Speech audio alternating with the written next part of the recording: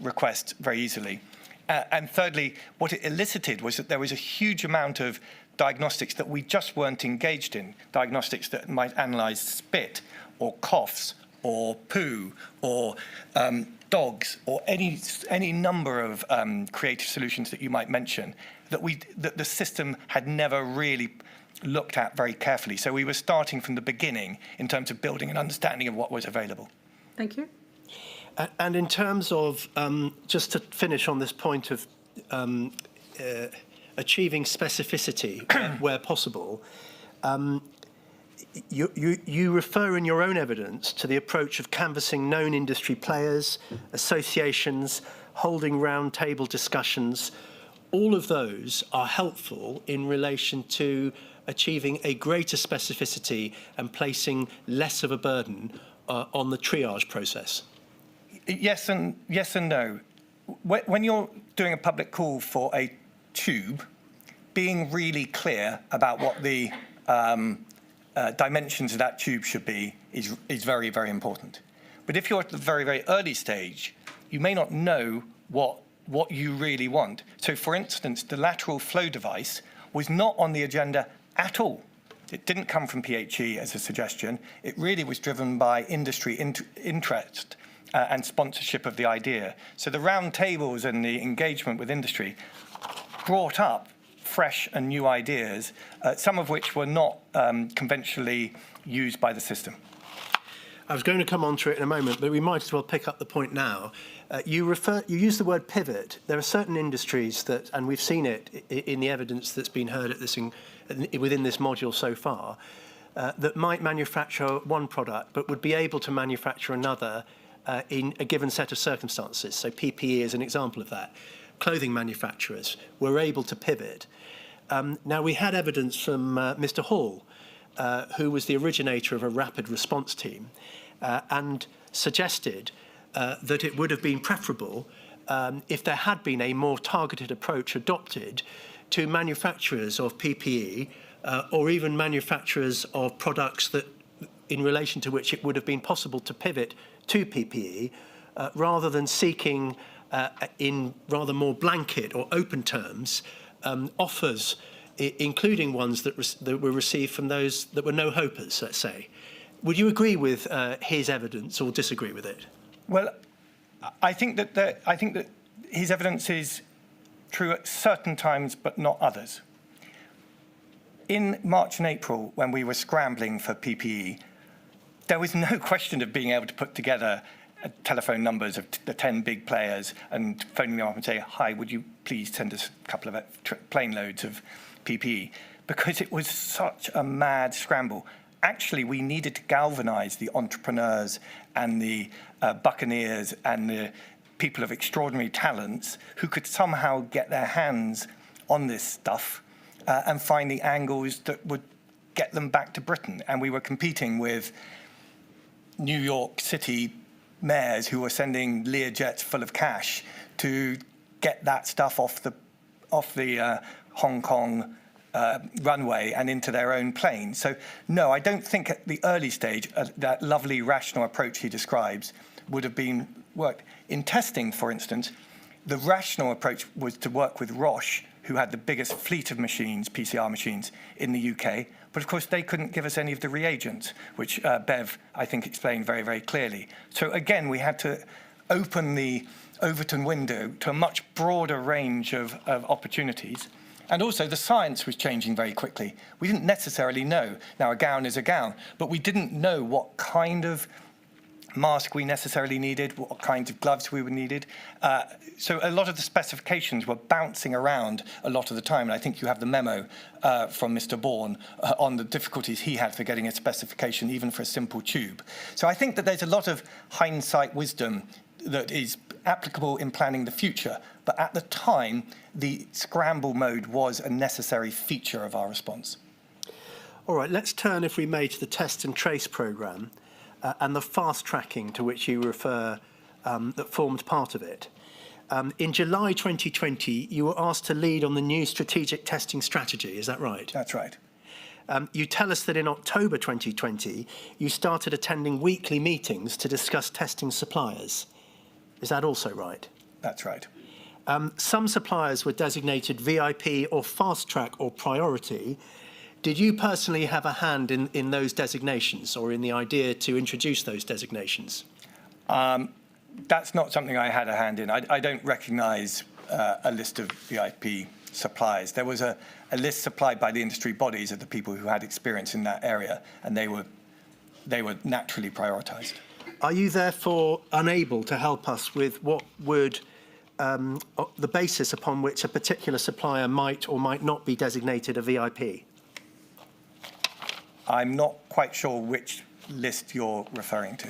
Well, you say at paragraph 67 of your statement, although there was no separate VIP route or channel for testing suppliers and ministers, were not involved in the evaluation or procurement process for contracts, where emails came from a supplier with an established reputation in diagnostics or related to products or services of which there was an acute shortage, the email could be tagged by the triage team as VIP, fast track or priority.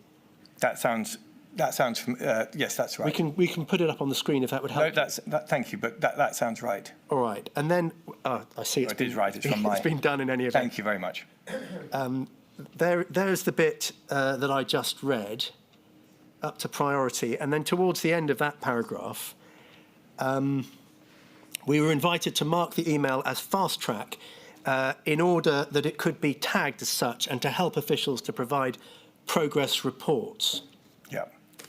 Now, this is quite different, is it not, to the VIP lane about which we've heard a fair amount of evidence within this module relating to PPE. It is a criteria-based prioritisation system, isn't it? Yes, it is. Yeah. And I understand what you say about the initial scramble, but all other things being equal, that criteria-based approach is a better one if it can be achieved because it places less burden on the triaging process. Well, yes, what you say is reasonable, but the reason why I hesitated is that even here, I would just point out that in the 6th of April 2020, we thought that antigen testing was going to be the answer. We thought that if we could establish that someone had had the disease, they could then go back into the workforce and be free of the threat of infection. That proved to be incorrect shortly afterwards, and that was a very daunting and terrible moment when we found that out. And therefore, our whole strategy had to move to an infection method, and that's when things like the PCR and the LFD became more important. So you are right that having specifications and criteria are nice, but you should remember that actually the science and the circumstances were chopping and changing all the time and didn't settle for a long time. So, Lord Bethell, there does seem to be an important distinction between what you are saying in relation to the, I suppose, the uncertainty about exactly what it is you might need at a given moment in time, and therefore the inability, without levelling any criticism of anyone, to be that specific at those early stages, and ascribing to a particular offer priority by dint of who it was that referred it into a particular process. There is a distinction. You don't seem to draw the latter as an example of something that is a reasonable or a desirable method of prioritisation. You give instead, it seems, if I've understood your evidence correctly, a system that either achieves a high level of specificity when it is possible or avoids that specificity when it is not possible. But in none of the situations are you saying that because a referral comes from a particular person or type of person, that offer should achieve any form of priority. Just pause for your answer, Lord Bethell. I'll give you time to think. It was a very long question. I know. I'm just wondering whether you've entirely represented the evidence correctly, Mr. Wald. As I understand it, one of the factors in from whom the offer came, the credibility of the offer, would be that they were a successful manufacturer, maybe in a different field. So it's not necessarily the name of the person or their personal connections. It could just be the credibility of their work to date and their experience. So I think, I'm sure you didn't intend it, but I think your question may have been a bit misleading. My lady, we've had mixed evidence as to whether any form of triage was done in relation to referrals. Mr. Gove, for example, described himself as a postbox when he received an offer, he would refer it into the VIP lane without more. Other witnesses, such as Lord Feldman, have given evidence to the effect that some form of triage was conducted at that point. I suppose the more general point is that it was a limited category of person that was able to refer an offer into the VIP. Yes, I understand. So I think that where there's some confusion is it depends which stage of the pandemic you're talking about. In the later months, when the procurement process was settled, when the strategy was agreed, when we basically knew what we were trying to get, oxygen, masks, vaccines, therapeutics, when the science was essentially agreed and the strategy was planned, then you could have your wonderful specification-led approach. But in April the 6th, we were bouncing around all over the place. We didn't, half the scientific community thought that the virus was transmitted by touch. And I was being overwhelmed by people saying that they had hand sanitizer, and half the scientists said that we should be deep cleaning homes and offices. So we were in all sorts of confusion about what it is that we actually wanted. I was very close to the meetings and to the discussion around the science. So to an extent, I had in terms of that triaging that you're talking about, if we're talking about early April, then I had about as much knowledge as anyone about where we thought things were going to settle. And so in terms of, if you're talking about April, I would have applied quite a big filter on what was going to come through or not. Later on, provenance does count for something, but not the only thing. And when you say provenance, the identity of the referrer? The identity of both the referrer and the source, the ultimate source of whatever materials we're talking about. If someone says Roche can't get through, then I really want to hear about it. And if a thoughtful scientist or a cabinet minister vouches for something, then their mandate does count for something. And in the algorithm, there's a mixture of the two. Just to pick up on the term fast track that you set out in your written evidence, that doesn't include, I take it, the provision of progress reports or feedback updates. Yes, thank you for that question. Listen, I wasn't trying to run a sort of British Airways gold card scheme for valued people in the British community. I was trying to make sure that people who had good ideas and good recommendations got through, and the people who were time wasters or fraudsters got turned away. Yeah. So the management of expectations or the provision of updates would have formed no part of this system. It was a system to identify the good opportunities and make sure that they received urgent attention. No, I think you're putting words in my mouth there. We were trying to give a buy signal. If we're talking about diagnostics, which we are here for the moment, the British government had not bought diagnostics in a serious way in this. We were well known for being diagnostic light. And so major diagnostic companies did not regard Britain as a key customer. So, to use the phrase that was used earlier, we needed to put a buy signal into the market. And so for credible diagnostic companies, we had to reassure them that we were going to be a thoughtful, reliable, pay-on-time customer. So yes, feedback to them was very important. To the time wasters, feedback to say, could you please stop wasting our time and stop writing articles in the Daily Mail and phoning the Prime Minister was also important. And were ministers actively seeking feedback in this regard? When there were people who applied with sensible sounding measures, some ministers would not have known the difference between what was a credible offer and not.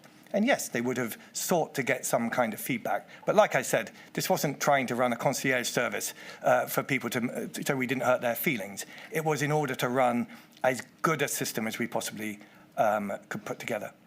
I want to turn now very briefly to the high priority lane that we've been looking at more extensively within this module, the one that relates to PPE, for two reasons. One is a very brief one. You draw an analogy or you draw a comparison between other forms of VIP lane, and you give the example of the Ukrainian refugee programme. That is or was a perhaps is. It's still No, it doesn't exist at the moment. Doesn't exist at the moment. A programme by which offers of accommodation could be dealt with on an emergency or a priority basis in order to accommodate those arriving from the Ukraine. Is that right? That's correct. It's quite different, is it not, in its nature from the procurement situation that we are dealing with within this module? It is different, and if I can just explain very briefly, what I was trying to get across is that it is the nature of a minister in any kind of pressured situation to put together some form of engagement with parliamentarians about that issue. In fact, at DHSC, there is a substantial parliamentary engagement team. They used to sit outside my office, as it happened, of I think 20 or 30 people. And sometimes that engagement includes an aspect of operational engagement. So the Ukrainian refugee scheme, there was literally a suite in Portcullis House where parliamentarians could drop in and check up on the progress of their refugees' status. That is an example of where parliamentary engagement was done very, very emphatically. Not every procurement, of course, has that aspect. If the NHS is trying to chase down, as they are at the moment, HRT drugs or trying to buy AI, you wouldn't necessarily have a VIP scheme for that. So in that respect, we were in an unusual position. But of course, this was a huge explosive problem and the system had completely fallen down. So that's why I think it was a slightly different case. It's a huge explosive problem. There was an urgent need to procure, but there was also, without implying any criticism of those that supplied the urgently needed PPE or other bits of medical kit that were required, there was also some interest or even benefit in being the person that entered into that contract, wasn't there? Oh, listen, capitalism saved us. If it hadn't have been for the profit motive, we wouldn't have had a vaccine, we wouldn't have been able to stand up extra hospitals, and we wouldn't have had PPE. And that profit motive was absent in the Ukrainian refugee example. Yeah, sure, that's completely different. Yeah. There were refugees who were desperate to get to Britain, so there was a lot of pressure, and I'm pleased to say we were able to take on board one family, so I'm quite familiar with it. So we've dealt with most of the points that I wanted to on the VIP lane. I just want to pick up a couple of points that you make within your written evidence. You say at your paragraph 61 that one of the ways that I could be said to have had any role in the establishment of the HPL was by commissioning a working spreadsheet into which updates on referrals could be seen and reduce the need for ad hoc chaser emails. Yeah. Now, it was important to reduce that need because they put pressure on those busily, heroically working hard to achieve emergency procurement, didn't they? Emily Lawson put that very well, and I thought her testimony was very touching. So it was clearly a sentiment that you possessed even at this time. I felt it really powerfully. I was the junior minister in charge, and I felt that I should be a human shield to protect hardworking officials and frontline staff from what was going on in the press and even in their communities, the concern that people had. And so, yes, answering questions from serious senior people was a way of trying to create space for them to get on and do their job. And for some of those individuals, it was an enormous additional stress and distraction. We know that from written and oral evidence within this module. It was awful. People were trying their hardest, working absolutely flat out, and they felt that somehow the system was failing around them. And so to try to give them the confidence that there was a plan and that we were moving forward was incredibly important. Do you think that your working spreadsheet was a sufficient protection against that problem? No, of course not. What would have been a sufficient protection would have been to have a CRM system that actually worked and hadn't completely fallen over. CRM? A customer relations management system, so that we actually knew what was happening with all of the SCCL completely eviscerated. It had no warehouses, no database. The staff didn't have the names of any of their suppliers. I went down to Skipton House to see Emily Lawson on April the 21st, and I saw for myself, I saw the good news, which was Emily and her team were putting together from scratch a completely new system. But I also saw the bad news, which was that it was currently stickers on the wall and whiteboards with circles on it. We were starting from a desperate situation, and my spreadsheet was the beginnings of a proper response. I just want to probe a little bit further, if I may, this customer relations management system. This would be to siphon off, to protect those involved in the day job of emergency procurement. No, sorry, if I may. The underpinnings of any business is a database which has all of the orders and details of the suppliers. In the vaccines, for instance, there was an extremely good database where they could track supplies of vaccines coming in, when they were going out, who had done what work. That is the fundamental spine on which any business is built. And at FCCL, that had completely fallen over because they had been running this JIT model, the just-in-time model, and that relied on agents and others doing a huge amount of the work. So they had to start up again. And you'll remember that Emily Lawson talked about at first putting together a Salesforce measure. That then didn't work, and they then had to go to another system. So it was very, very slow to get going. Once it did get going, it worked quite well.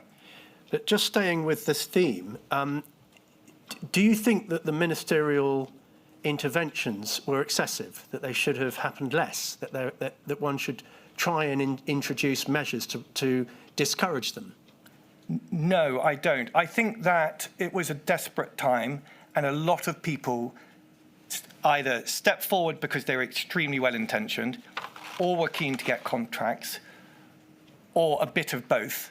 And handling all of that interest was always going to be tough and difficult, particularly if, and I'm sorry to use the phrase again, but if your CRM system has completely fallen over and you can't keep track of people's offers of help, then you're going to have a problem on your hands. And I think ministers were doing the right thing to try to lend a hand and provide some operational support. All right, we're going to turn on to a couple of examples, concrete examples in the form of Meller Designs and Randox in a moment, and see how that plays out in practice. But before I embark on that, are there any measures that you would recommend in order to achieve that protection that you clearly were trying to do with your spreadsheet of those busily engaged in emergency procurement? Well, I'm afraid that the answer to that is that I wouldn't have liked to have started from there in the first place. I wish we had had a public health system that was more robust, and I wish that NHS colleagues had had a procurement system that wasn't so focused on just-in-time desirables and keeping as little as possible in the warehouse. So I think resilience does count for something. I also think British industry had been overlooked in diagnostics, in PPE, and in other places. We had, for geopolitical, well, for philosophical reasons, become incredibly dependent on particularly China, but on overseas suppliers. When in fact, as Lord Dighton explained very well, there was huge capability in the UK, and we saw that in the scientific and medical space as well. We should have really had more of an industrial strategy around supporting British industry to be a key provider, partly because they were good at it and it provided jobs, but also when the balloon went up, it was a more resilient way of conducting our affairs. Can I ask, just pursuing Mr. Wall's line of questioning, I am sure whether constitutionally you could actually stop ministers from, isn't that part of our system, that ministers can ask questions about matters of important public interest? I mean, it would be undermining the Constitution, wouldn't it? I was up every single day, sometimes 3, 4, 5 times a day during this whole period. Some of the correspondence that we've been looking at, I was literally typing from my iPhone on the front bench whilst peers asked me in very, very clear terms what we were doing. And specifically, I was asked, why were we allowing red tape and regulatory hurdles from getting in our way? And shouldn't we, and I was giving reassurances to peers from all parties that we were doing absolutely everything we could to meet the urgent need. So yes, this was a very live challenge that I had in Parliament, and parliamentarians made it absolutely clear to me that we should be doing everything that we could to meet the frontline needs of our doctors and nurses for PPE. I suppose the only question, Lord Bethell, is who is at the receiving end of those requests? Is it the same person that is triaging, that is sifting through offers, that is processing offers? Or can it be, and it sounds like on occasion it was in your own case, someone else who is not doing that day to day and can therefore spare those who are involved in that activity Yes, good from question. dealing with both things at the same Yes. time? So there was a massive capacity problem. We didn't have enough people. And Bev spoke very well of how she had come over from Cabinet Office. I would have liked an army of 50 Bevs. And if I'd had that, it would have been a lot easier, as you just described. All right. Let's turn on then to one of the two examples that I said we'd go on to relatively briefly. Could we have displayed up INQ 000497141, please? Now, on the 6th of April 2020, your private office emailed Joe Churchill's private office to relay that you'd been contacted by David Meller of Meller Designs, about whom and which the inquiry has already heard some evidence in the course of Mr. Gove's appearance here. Mr. Meller was asking for a letter of intent for the purchase of 35 million face masks. Do you recall this particular offer? I remember, yes, I do. David Meller was a friend or a great friend of Michael Gove's. The email from your private office asked for the request to be actioned as soon as possible, as Lord Bethell, it says, has given David Meller assurances that it will be dealt with. Correct. Yeah. The email is presumably correct. It provides a correct account of what happened. I'm sure it does. So you did provide these assurances to David Meller. Why did you do so in relation to a company that was still undergoing procurement checks and was subject to ongoing due process? So this question of letters of intent was one that came up all the time. The practicalities are, if you're dealing with a Chinese factory and you're trying to get them to prioritise you over any number of other competitors, including Americans carrying suitcases of cash, then you need to demonstrate good bona fides. And a letter from the UK government of some kind is the kind of instrument you need to make sure that they actually deliver and commit to an order. This was not the only request for a letter of intent. There were a very, very large number of them. And I'm pleased to say that we were able to provide them. That is exactly what, on the 6th of April, given the scramble that we were in, that was exactly what I saw my role as. Were you aware that Mr. Meller had made similar approaches to Mr. Gove's office 2 days earlier, and that Mr. Canduff, who headed up the VIP lane, as I'm sure you know, had explained that although there might be pressure to act, it was essential to check the deal, and he noted that although some individuals had identified themselves as ministerial contacts, some of those offers were not genuine, and he refers to noise as a synonym for distractions. Were you aware of any of that? 100% I was aware of. There were plenty of people.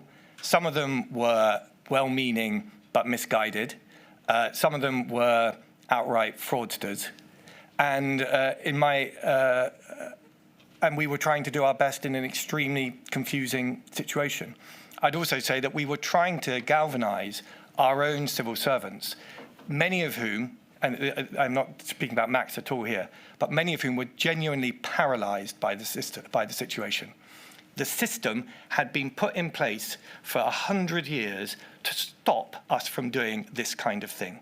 The system put in checks and balances and rigour and audit and regulations of a commendable kind, which I strongly support, but its psychology was to be very, very cautious about absolutely everything all of the time. And what we needed on April the 6th was to take away that 100 years of conditioning and to say, we need to take some risks. We need to lean in. The British public expect it of us. Parliamentarians have told us that's what they expect us to do, and it's the right thing to do. And so this chivying email is an example of where I was taking that spirit into practice. Thank you. That's very helpful. Could I just ask, you mentioned the checks and balances, the caution, the legacy of the 100 years. Yes. I wonder if we can hear your evidence on the approach that you think it is best to adopt, where an offer is received from a person who is a friend or a great friend. Would it be to make mention of that in any referral, but include a caveat that no preferential treatment should be given, to simply make mention of it, or to make no mention of it at all? Listen, these were mad scramble days. As far as I was concerned, he was a retailer who had 30 years of experience working with Chinese factories and had a credible offer to get face masks, which at that point were like gold dust. And our nurses and doctors needed it. Getting into his personal life history or trying to set myself up as some kind of governance chief would not have been the right thing to do. And I don't think that's what the British public would have expected me to do. I mean, it wouldn't have related to you, Lord Bethell. I don't think you had any pre-existing relationship with Mr. Meller. I know a lot of people in this country, and I've come across David before, but he's not a particular strong contact of mine. Okay, let's turn on to the Randox case and explore, if we can, helpfully, whether there are any broader lessons to be learned from the experience of that as well. Most pertinently to any issue of perceived conflict of interest and how to deal with them. So on the 30th of March of 2020, Randox was awarded a contract by the DHSC to supply around 2.7 million tests over a 12-week period, as I'm sure you're aware. The involvement of Owen Paterson MP with Randox has received a great deal of public attention. And I want to explore, as I said I did, with you what can be done to ensure that public confidence in the procurement process is not lost when there is a perceived or actual conflict of interest, or when elected officials become associated with commercial activities of the government. I hear what you say about the mad scramble, and you will, of course, indicate if you feel that in circumstances such as these there is nothing that can be done to maintain public confidence or to set out guardrails to maximise the prospects of that. So that's not my... That's not your view. So you'll indicate what can be done, what should be done. Yeah. You describe in your witness statement that you had some involvement in the award of the Randox contract, but you were not involved in the contractual negotiations. Correct. Yeah. You describe Randox as a rare example of a large, experienced diagnostic company based in the UK that might be able to produce the tests that we so desperately needed. So it ticks a number of boxes, including some of those that you described a moment ago. Yeah. UK manufacturer, without dependence on overseas suppliers. No, they weren't dependent on... Everyone was dependent on overseas suppliers. Because of the for parts or materials? And particularly the reagents, yeah. Okay. What was the size of the UK's diagnostics industry in the UK at the time, as you understood it? Well, it was tiny and characterised by small science-led operations, often founder-managed, which had a very good reputation in niche sectors, but had no experience or capacity on mass throughput testing, which is what we needed. Discussions between Mr. Hancock and Mr. Patterson started as early as January 2020, and we know from... We're told that Mr. Hancock and DHSC were in discussions with Owen Paterson, who I understand was a paid consultant for Randox. That's from your evidence. When did you learn that Mr. Paterson was a paid consultant for Randox? Oh, I don't know. It was published in his Register of Interest, so it wasn't a secret. You gave your authorisation for civil servants to start contractual negotiations with Randox on the 24th of March of 2020. Yeah. On what basis did you approve this? Had you had previous discussions with Randox or with Mr. Patterson? Well, Randox is the standout candidate for working in the diagnostic area. We had had a lot of problems with PHE and reluctance to engage with the public sector, with the private sector at all, and therefore Randox had tried to communicate as in whatever fashion they could, including through Owen Paterson, their frustration that the coming train down the track was not being handled properly and no one was engaging with them. So what was the precise run up to the signing of the contract? I can't give you chapter and verse off the top of my head, I'm afraid, but they were definitely the biggest player in British diagnostics. So of course we were going to do a deal of some kind with them. You said that you did a search to establish Mr. Patterson's role in Randox. Did he openly declare that to you as well? Yes, of course. It's public knowledge. Did you identify or regard there to have been any actual or perceived conflict of interest? I think that if someone has put something in their register of interest and are utterly transparent about it, then it doesn't qualify as a conflict of interest. I should also add, Yes. the information that came from Randox was phenomenally helpful. We were being told by PHE that they were engaged with the British diagnostics industry, and the information from Randox came that they were not. It turned out that Randox were correct, and the information we got from them was of value and helped us galvanise the system. You will, of course, be aware that the Randox transaction provoked quite a lot of attention, public attention. Yes. Do you think there is any way that it could or should have been handled differently? I think that the attention around Randox has been highly politically motivated. I think it's a great shame that a British company has been demonised in that fashion. Other British companies will take that lesson and be extremely reluctant to step up to the challenge in the future. And I think that it's a great shame what's happened to a good company. And just returning to my question, do you think there are any measures that could or should be taken to prevent any of that? Yeah, I understand what you're getting at. We were falling over ourselves to be as transparent and clear-cut and working within the regulations as possible. Everyone knew that there was going to be an inquiry. From the very beginning that this all started off, we knew that we were going to be sitting in a chair like this, answering questions like this. So we deported ourselves accordingly, and we were incredibly thorough. We took the advice of our officials, we gave them the space to tell us when they thought we were wrong, and we were extremely cautious about everything we did. And in our handling of Randox, I think that was couldn't have been a better example. Finally, Lord Bethell, on the 30th of June, Mr. Hancock asked you to speak to a contact of his, Alex Bourne, to see if he had any useful suggestions about testing kits. Do you recall? Yes, I do. Could we just have displayed up on the screen INQ 000 551 393?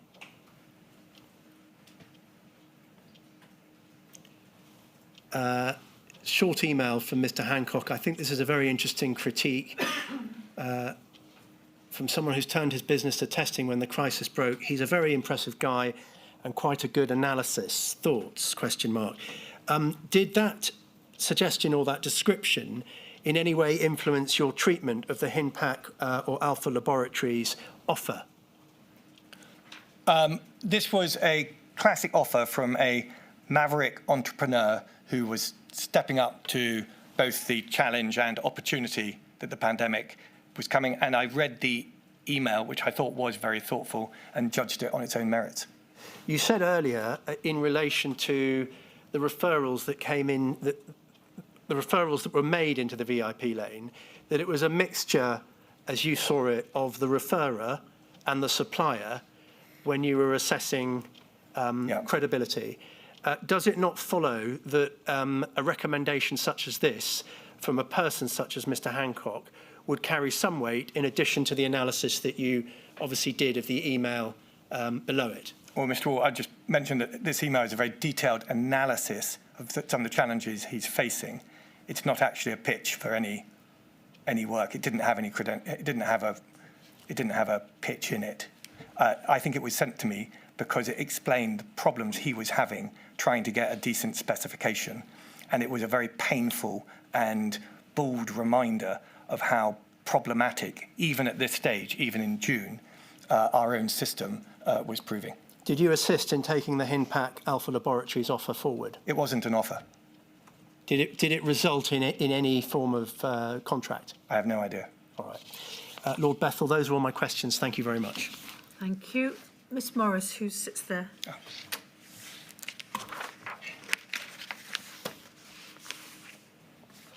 Thank you, my lady. Lord Bethell, I ask questions on behalf of the COVID-bereaved Families for Justice UK. And I'm going to focus my questions on the topic of preparedness, about which you've offered some observations this morning already. I think it's quite clear from your evidence we weren't prepared. Is that a fair summary? I think you put it very well. Thank you. In your statement, you say that you found it hugely frustrating that our normal procurement system didn't seem capable of securing the vast volume of PPE, and you focused on the fact that it had become increasingly optimised for cost and waste management, but not for flexibility and resilience. Is Correct. that something you would agree with? In your lessons learned section, you say that you believe that the biggest problem was that we were lacking when we went into the pandemic. There's nothing in the store cupboard. You said that already this morning. And you've mentioned the just-in-time, the JIT delivery system. One of the things you highlighted was the lack of direct contact with manufacturers. And you said this morning already that there's a number of intermediaries, agents and networks, and there wasn't that direct contact with manufacturers, particularly in the UK. So do you agree that that lack of direct relationships and over-reliance on agents and intermediaries was a fundamental failing affecting the PPE procurement response in the pandemic? Yes, it was. And if I could mention, we did a large amount of work around Project Defend, which I would recommend to the inquiry, to look at how we could build resilience into the system. And it identified a system which is very well known of ensuring that you have some manufacturers on shore, some in territories where you're friendly with, maybe some that are a bit further reach, and maybe some where you have poor relations. It's creating that network of different relationships which you can ultimately rely upon and also scale if needed. And what was so problematic is that scaling from nothing is very, very difficult. Scaling from a foundation of some kind is much easier. Thank you. I was going to ask you, kind of, in your opinion, what a more flexible and resilient system would look like. For example, would there be more direct contact with manufacturers? I think you'd say yes, there should be more direct contact with manufacturers. More investment in domestic production, I think you'd agree with that. And sort of an increase in rolling stock and moving away from just-in-time contracts, that store cupboard being full at the point that you need it. Would you agree with that? I completely agree. And I would say that resilience is not a mystery. It's not something that we have to think about and design and invent. We know how to do it. It's all been extremely well explained in government policy, but we've chosen not to go down that route. And I think that that is a mistake. Thank you. My second but connected topic is about sort of sleeping contracts and stockpiling. You said in your statement you don't believe in sleeping contracts. You don't think they'd have a strong role to play in any future pandemic planning. You say it only really works if you know what type of pandemic you're planning for. Do you agree that in 2020 there was an over-focus in planning and preparing for an influenza pandemic as opposed to different kinds of pandemic responses? In part, yes. There had been a failure to acknowledge the lessons from SARS. I think there was, at root, a philosophical playbook misunderstanding that stopping the progress of the disease was an important part of our reaction. And so that was a sort of fundamental problem. And I think that we have just underestimated the societal lack of resilience we have in terms of volunteers, British industry, the use of data, and we need to think again and take lessons from countries like Finland that have put resilience at the top of the agenda rather than at the bottom. Okay, but just focusing on sleeping contracts and how they can assist, isn't one of the points of sleeping contracts, or advanced supply contracts as they're also known, is that you can address multiple scenarios because they allow for contracting for multiple eventualities that can be required in certain types of pandemics? So I was very moved by a conversation I had with a big pharma CEO who told me that in America they had put hundreds of millions of pounds in sleeping contracts, and this company had stood up factories to be ready for the pandemic. And when the pandemic kicked off, it showed that they were the wrong kind of factory. So I am sceptical whether you can be predictive. Where I think you can make a big difference is in warm capacity. So in testing, if you have a system of public health screening and you have mass throughput labs as a result of supporting that ongoing program that has valued in today's world to the health system, you then have a platform that you can scale up to be bigger much more quickly. I think that concept of warm capacity, making sure it's in the right place, is more valuable than cold capacity in terms of your contracts. But is that not an argument instead for having a sort of a wide range of sleeping contracts and stockpiling that can deal with multiple eventualities, as opposed to just kind of warm capacity for one eventuality? My experience was that the science changed, the eventualities changed. You know, if COVID had been a slightly different disease in any number of different ways, we would have had a completely and utterly different set of requirements. So I am instinctively very sceptical whether you can ever predict what's going to come down the line. For instance, had it attacked children, our response would have been completely different. Had it been more from touch than from air, it would have been completely different. So it's very, very difficult to predict what the progress of the disease will be. Okay, thank you. Thank you, my lady. Thank you, Ms Morris. That completes the questions that we have for you, Lord Bethell. I'm extremely grateful to you again for your thoughtfulness and for your help. I'm not sure, given your role in Test and Trace, whether I can say we won't be asking for you to come again. So apologies if we do make another demand upon you, but thank you so much for what you've done so far. Thank you very much. I think probably take the break now. I shall return at 11:20. All right.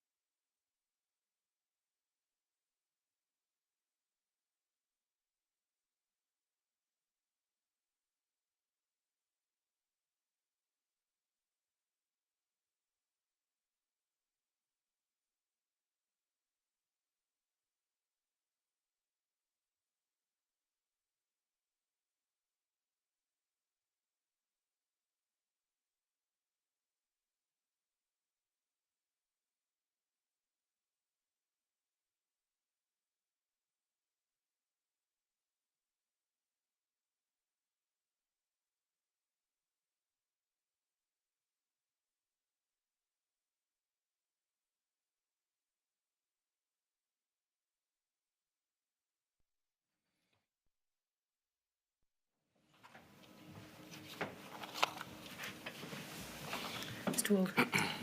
My lady, our next witness today is Mr. Matt Hancock. Repeat after me the affirmation, please. I do solemnly, sincerely and truly I do solemnly, sincerely and truly declare and affirm that the evidence I shall give the evidence I shall give will be the truth, shall be the truth, the whole truth. and nothing but the truth. Thank you. Sorry, we keep asking you to come back.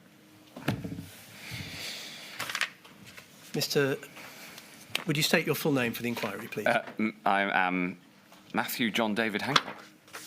Mr. Hancock, thank you for supplying yet another witness statement to the inquiry. I believe it's your seventh. It's INQ 000 536 350. It's signed at the end. Can you confirm that it's true to the best of your knowledge and belief? Yes. Thank you for that. I think at this stage, very little by way of background is necessary, as you've given evidence at several modules in this inquiry. Those following will, of course, know that you were Member of Parliament for West Suffolk between the 6th of May 2010 and the 30th of May 2024. Is that right? That's right. You were Secretary of State for Health and Social Care between the 9th of July 2018 up until the 26th of June, 2021. That's right. You've given evidence, as I say, on a number of occasions. In this module, as you know, we'll be focusing on the procurement and distribution of healthcare equipment and supplies. Mm-hmm. So may we start, please, with the stockpile? Right. We know from paragraph 36 of your statement that, in your own words, on coming into post as Health Minister, you were advised that the UK was a world leader in preparations for a pandemic. That's right. And we further know, perhaps we could have it pulled up onto the screen, from your book, The Pandemic Diaries. That's INQ 000 569 777. The good news is, you say at the beginning of January 2020, good news is we've got 1 billion items of disposable personal protective equipment or PPE stockpiled and ready to dispatch to hospitals if required. It's stashed away at a secret location in the northwest where it's been gathering dust, hopefully not literally, since it was put together in 2009. Yes, that's a description of what I was told at the time.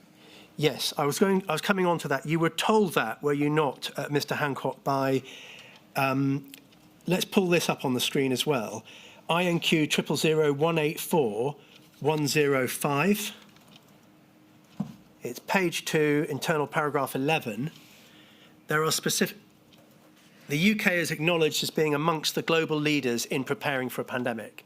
That's right. I'm not sure when this document's from, but that was the standard description given to me. And in fact, you'll recall, my lady, from Module 1, some time ago that we had that I had a day one brief in this area, and I then interrogated that brief, asked a series of questions, and we put in place some further actions as a result. I was just coming on to that, Mr. Hancock. Did you have any reason to doubt what you were told here? No, the civil servants give their advice to the best of their knowledge in a high integrity manner in my long experience as a minister. It was accepted, presumably, that any stockpile would eventually run out and a need to buy more in bulk would arise. Did you find any evidence of such a plan in place? No, there wasn't a plan. I first ordered the opening of this stockpile and the ordering of more PPE in January 2020. So it was towards the end of January 2020.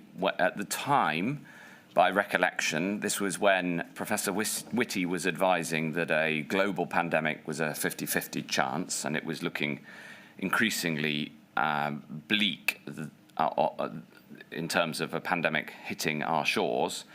And I think there were a handful, 2 or 3 cases in the UK. That was the point at which I began the process of ordering more PPE. And more generally, your department was preparing for a potential outbreak of COVID-19 in the UK from as early as January 2020, wasn't it?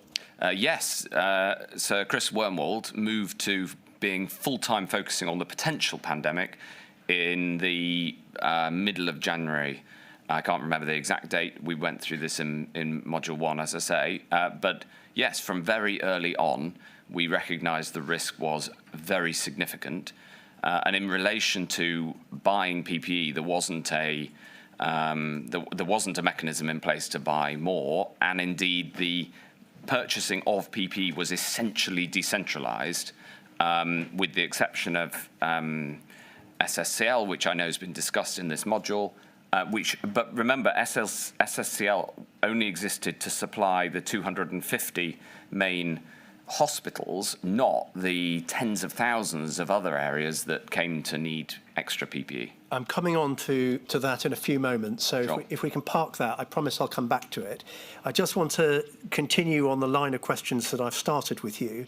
Did you ask officials at this stage, we're back in January 2020, when your department was preparing for a potential outbreak, COVID-19 in the UK, did you ask officials to assure you that the PIP stockpile was ready to deploy? I don't recall if we had a deployment discussion specifically, but that was an inevitable part of using PPE, of course. And anyway, at that point, we had a distribution system to the hospitals in SSCL, which later fell over. So it was about early spotting that we'd need to buy more PPE and about opening up the existing stockpile for PPE. There was a third part, actually, which is important to note, which is that at the time, we'd been preparing for the potential of a no-deal EU exit at the end of January 2020. And the supply chain had built up some stocks, not specifically in PPE, but across the purchases that are relevant in this module. And the advice came to me towards the end of January 2020 to say we should tell industry to reduce those stockpiles. And given the risk of a potential pandemic, I overruled that advice and said we should not request the disbanding of these stockpiles once the risk of a no-deal Brexit had been taken off the table. Were those EU exit stockpiles able to be to contribute positively to the need that arose due to the COVID pandemic? Yes, very, very much, in two ways. One, directly, because there were more stockpiles in the supply chain than there would otherwise have been. The second is indirectly, and probably actually more important.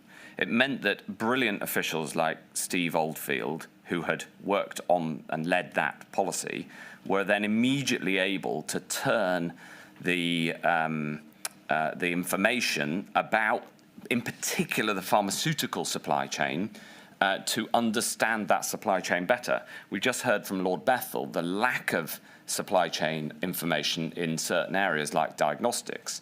But in terms of pharmaceutical drugs, and here the critical ones were anaesthetic drugs, although we didn't know it at the time, we knew those supply chains better than we ever had before because of the work preparing to, in case there was a no-deal Brexit. So there was information and actual goods, but it pertained less to PPE and more to things like medicines, as I say.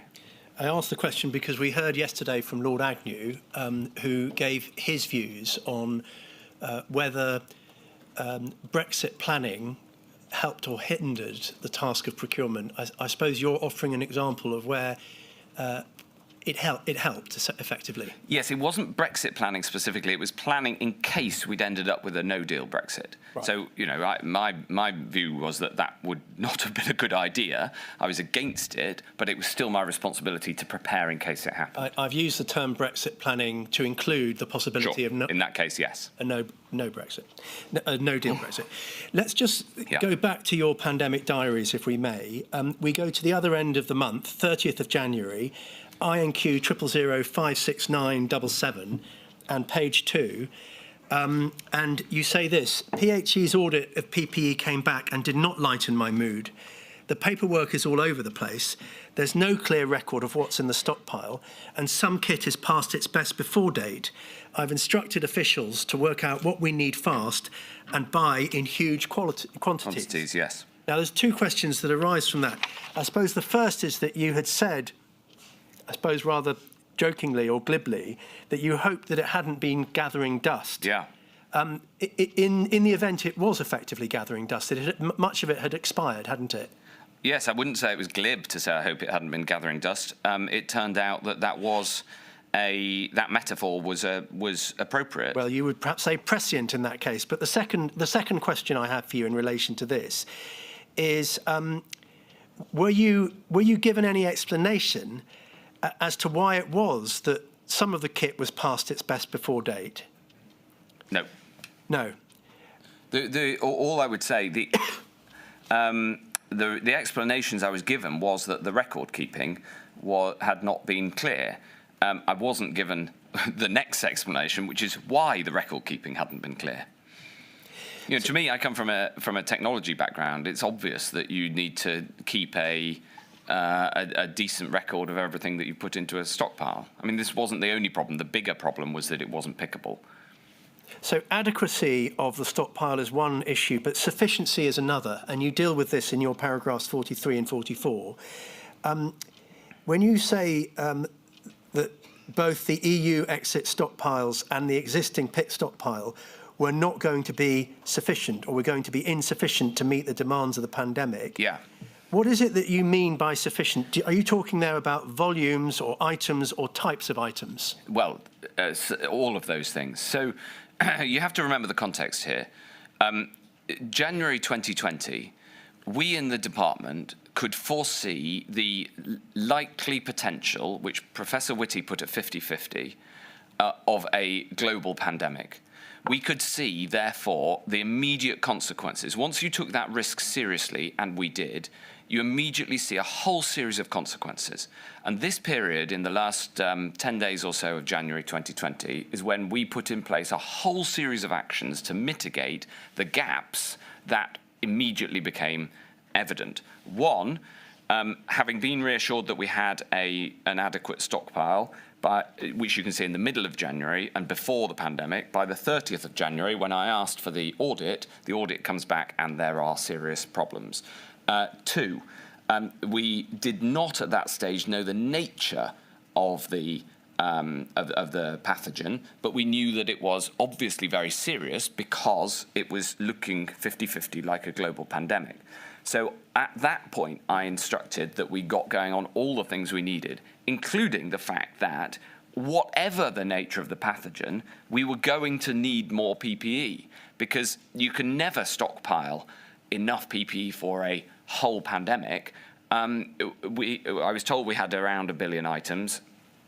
It was clear to me on some relatively rudimentary assumptions that if the pandemic was, I think at that point, on the assumption that there weren't mitigating factors, that it would last in 3 waves for about 15 weeks each wave. If you put everybody in the health system in PPE for that period, you're going to run through the 1 billion items. So we didn't know the scale of what need would be. We didn't know the nature of the pathogen. But we did know that if there's a 50-50 chance of a global pandemic coming, we need to get buying now. And we also could see that as soon as, since we were making these decisions in the UK, others would be making these decisions around the world, and therefore there would be a massive crunch. So my instruction was to get going as quickly as possible. I'm going to move on to that crunch in a moment. I just want to make sure I understand your evidence in relation to never being able to stockpile enough PPE for a pandemic.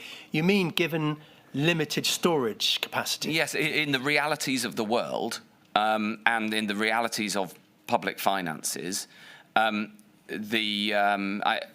was meaning that colloquially rather than literally. Of course, you literally could, but even with the experience of the pandemic, I'm not exactly sure how big the stockpile is right now. I know it's more pickable and it's spread around the country rather than all being in one big shed. And I hope, beyond hope, that they have an adequate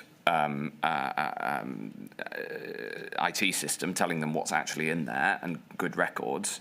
But over the course of the pandemic, you need billions and billions of items of PPE. We could be far better prepared than we were last time.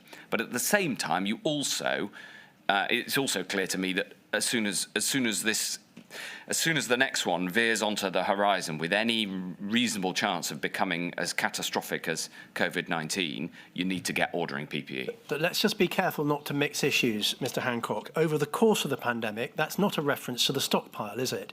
It's one thing to stockpile PPE, if we're focusing on PPE. Sure. So that in the event of a pandemic, there is a reserve. Yes. And there are various policy decisions that go into the extent to which you do that. Yes. Or instead, the extent to which you buy in an emergency. And have domestic supply, yes. And have domestic supply. That relates to the stockpile. Yeah. Buying during a pandemic is something quite different, isn't it? Yes. Yeah. So when you say you can never stockpile enough PPE for a pandemic, you're saying it colloquially. That very much depends on what policy decision is taken as to the appropriate or optimal size of and type of a stockpile. Yes. And whether you want to buy in the emergency. Okay, if I was to put it technically rather than colloquially, what I mean by saying you can never buy enough is, whilst it would be literally possible to store 100 billion items across the country, in the practice of government, with restrained resources in peacetime, it would be extremely unlikely to get authorization to do that and to be able to. And so in practice, one's future policy, this isn't a description of then at all, future policy should be to have much higher quantities of much better organized PPE than last time. But nevertheless, the moment you can see a pandemic being likely, get ahead of it and start ordering. In the description of what happened, we had, a medium stockpile, 1 billion items. It was not particularly well organised, and it was not easy to get out of the single factory, warehouse. But we were nevertheless right to get going buying early, because even with that decision, we saw how difficult it became. And an important part of that process is the topic I want to move on to with you now, the early investigation of PPE supply chain resilience. Right. In which you were involved. Right. In February, you attended a number of meetings attempting to gain a clear picture of the threats to global supply chains for PPE. That's right, isn't it? Yes, I was worried from the end of January onwards about supply for PPE because my view was as soon as this became global, if we were trying to order as much as we could, so would everybody else be. And you were right. On that one. You were informed that FFP3 respirators were recommended and you foresaw a surge in demand for those types of respirators. Yes, it was blazingly obvious to me. Was it not obvious to anyone else? I don't know, but I was Secretary of State. It was obvious to me, and I pushed the system to try to act on it. I wasn't sure if you were implying there that you had a battle on your hands to establish that point. I don't think so, no. No, all right. Public Health England had in stock 6.84 million out-of-date respirators that were being tested for shelf life extension. That's right, isn't it? It's in your evidence. Thank you. You instructed SCCL to increase its buying activities. I did. And you've mentioned a little bit about SCCL.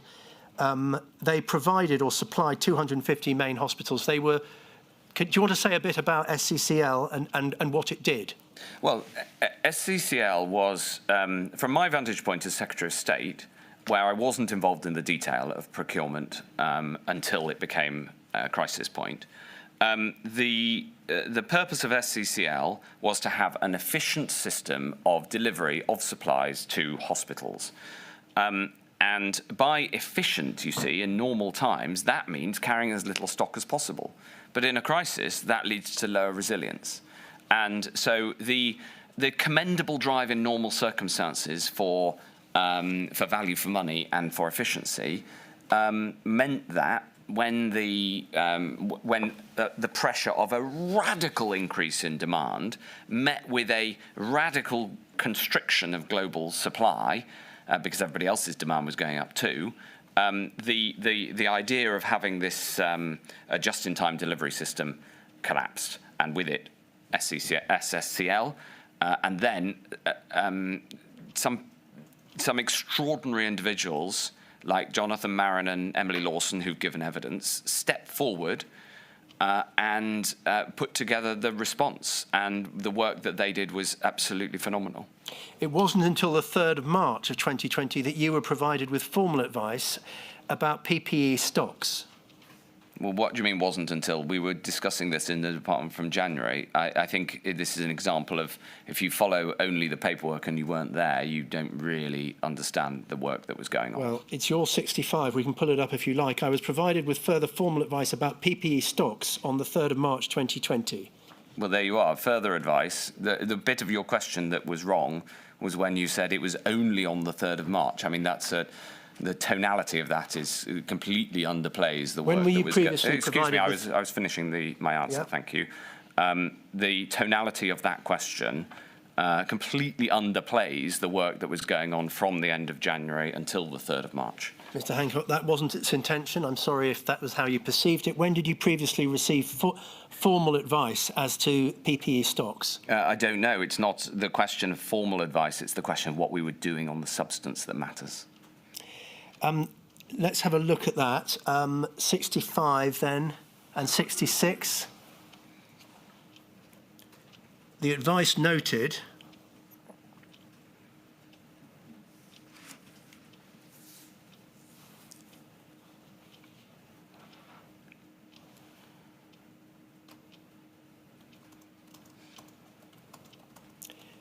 a range of problems of sufficiency, if I can summarise it in that way. Yeah, that's a good summary.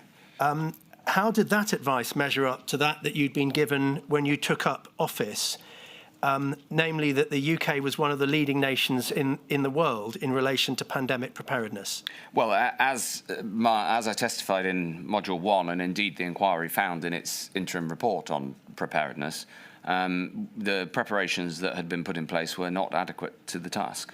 I mean, there was a much bigger problem than this, frankly, which was that the whole attitude to a pandemic was to allow the thing to wash over us and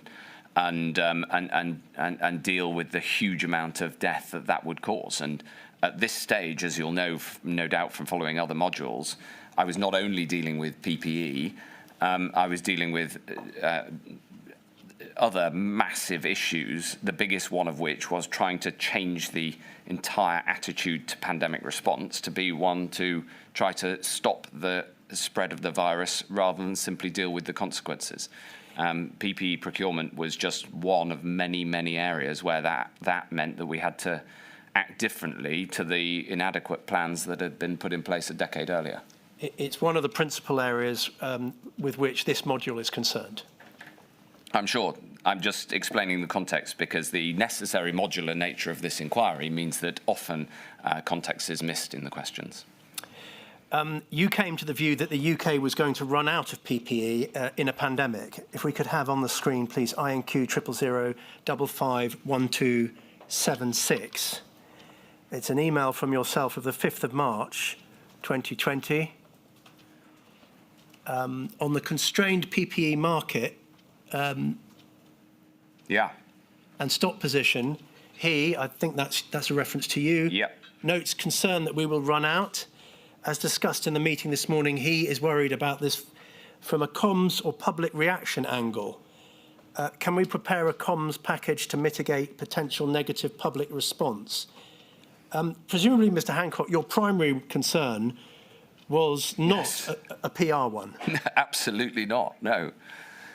Yeah, I didn't write this note, but of course there would be a comms consequence, but the comms consequence would be entirely driven by the fundamentals on this one. Yeah, as one would expect. Yeah.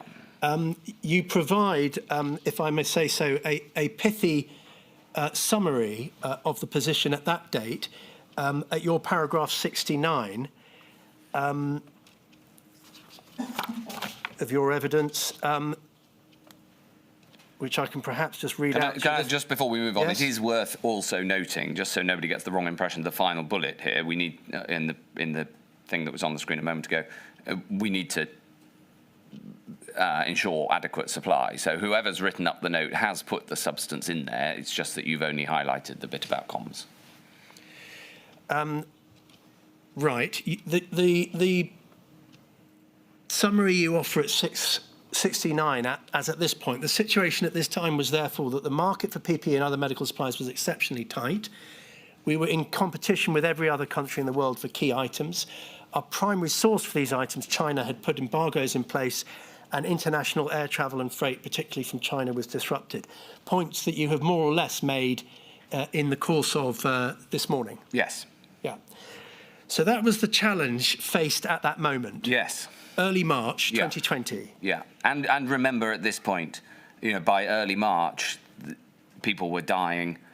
It was clear that this thing was coming in a massive way to the UK. At the same time, we were dealing with testing, contact tracing, getting the vaccine going, and deciding what measures to put in place to stop the spread of the virus, keeping the NHS going at the same time. So for context, this is one part of a much wider set of actions that we were undertaking.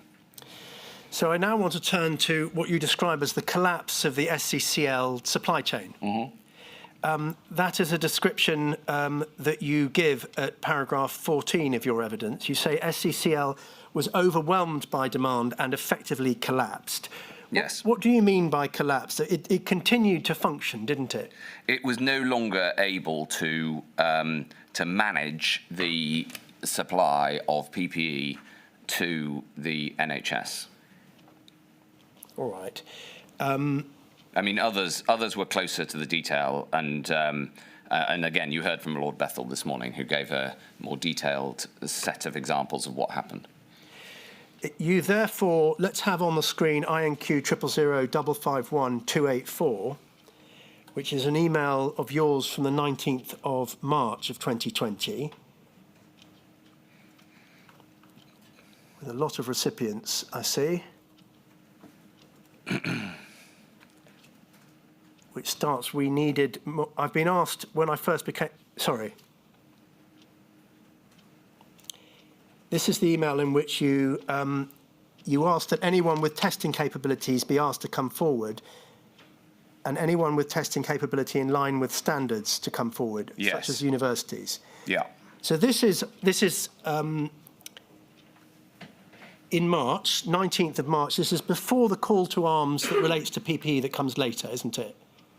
But it's an invitation for anyone who could help with testing capabilities to come forward. Well, the context for this is that on the 19th of March, that was 2 days after I'd brought into the department responsibility for expanding testing. So the testing capacity, as has been frequently described, was very well stood up at a scientific level very early, but then PHE had failed adequately to expand testing and had failed adequately to engage with the private sector, and as a result of that, I had taken responsibility off them on the evening of the 17th of March, and this is 2 days later. So one of the things that we immediately did, that was in fact driven by Will War, was to go and find the testing capability, including, for instance, PCR machines that were distributed around the country in universities, and bring them into one place so we could optimize the throughput of tests. So that's what this refers to. Doesn't really refer to a call to arms from my reading of it. No, I said I'm going to move on to the call to arms, which takes place on the 10th of April, later on. Right.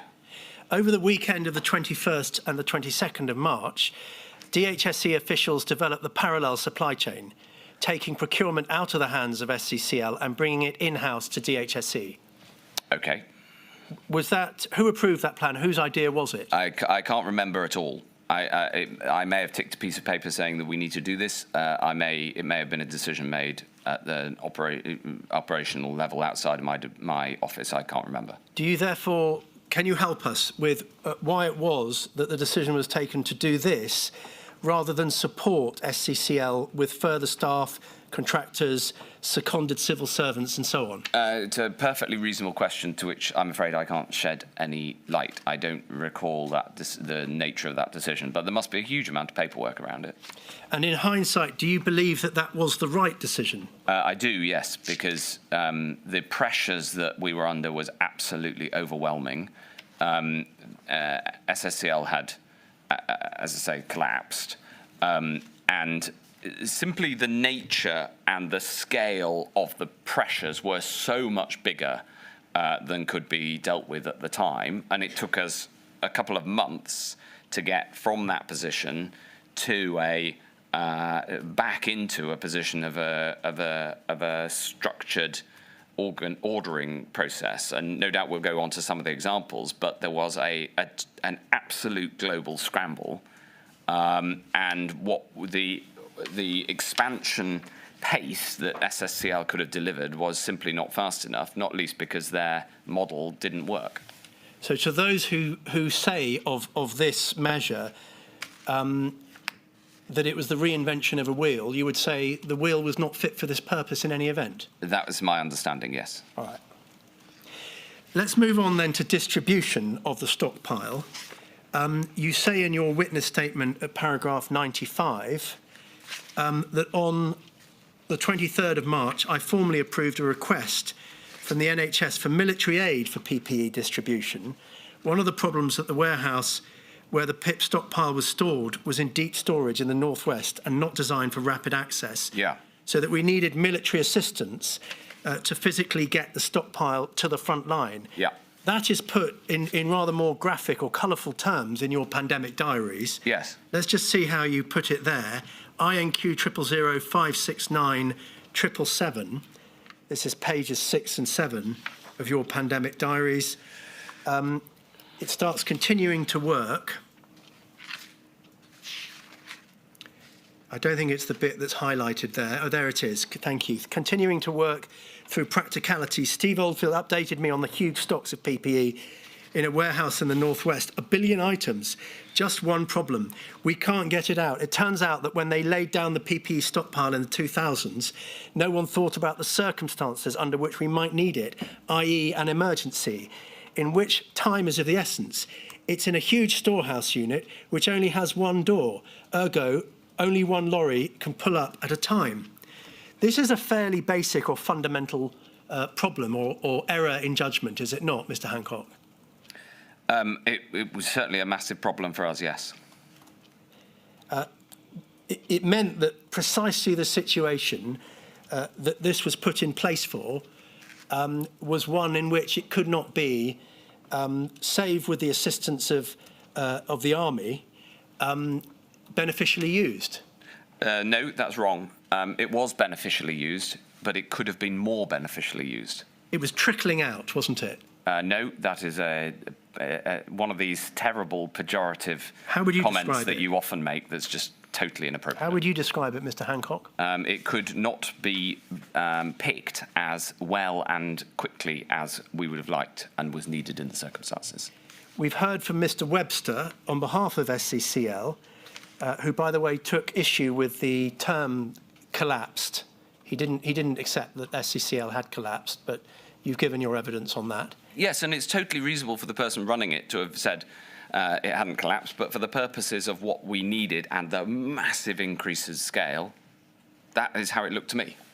His evidence was that this warehouse was not designed to directly deploy stock to hospitals, but rather that the plan was to decant this stock to distribution warehouses. Was that also your understanding? Well, in a way, it doesn't matter either way whether there was going to be an intermediary step. We couldn't get the stuff out fast enough. What would you recommend be done differently to enable a better outcome in the future? Well, what I put in place later in the pandemic is what we need in future, which is distributed stockpiles at every level. There needs to be a stockpile. So every care home needs a stockpile. Every GP surgery needs a stockpile. Obviously, every hospital needs a stockpile.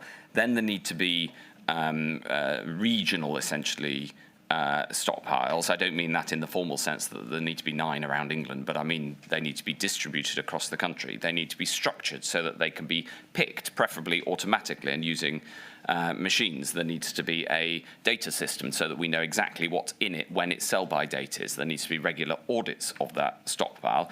We need, as I mentioned in the next sentence in my book, more of an Amazon-style approach to delivery. Now, they have a just-in-time delivery system too, and if demand for a particular item multiplied by 100 times in the course of a couple of weeks and went into global short supply, I'm pretty sure they'd have a problem too. You know, it is inevitable that there are going to be challenges in the system when you put such colossal strain on it, but you can mitigate some of those in advance, for instance, by having a distributable and pickable stockpile.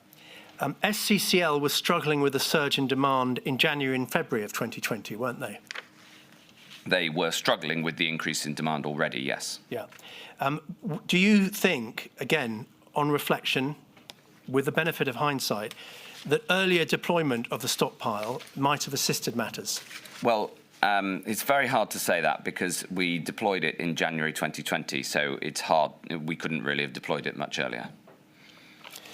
All right, let's turn on to another topic I want to explore with you, if I may, Mr. Hancock. The call to arms, and by this I mean the PPE call to arms, the April the 10th call to arms. Yes? Right. Prior to the public call to arms in relation to PPE, which you made on the 10th of April 2020, the Prime Minister had made a call to arms for the provision of ventilators, hadn't he? So I understand it. I can't remember the order of the dates. Well, that may be the answer to my next question. Were you aware that this ventilator call to arms gave rise to very high numbers of offers of supply, many of which were non-starters? Yes, of course. There has to be a triage system in any expansion of procurement. Such that the team was struggling to assess those offers and to process them? Of course, there needed to be a bigger team to do that, yeah.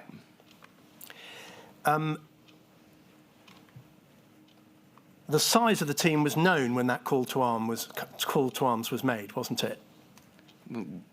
I imagine it was. I wasn't particularly close to the ventilator call to arms. Well, let's move on to the one that it happened and was involved in the discussion around it.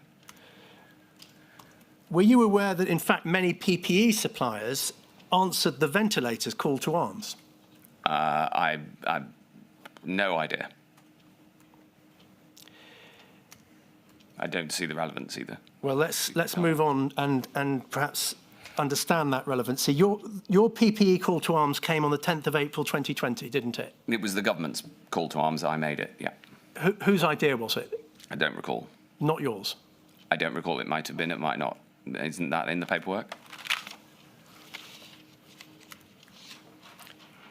What was the problem that call to arms that you made, perhaps on your own account or perhaps on someone else's, was trying to fix? We were short of PPE. We were radically short of PPE.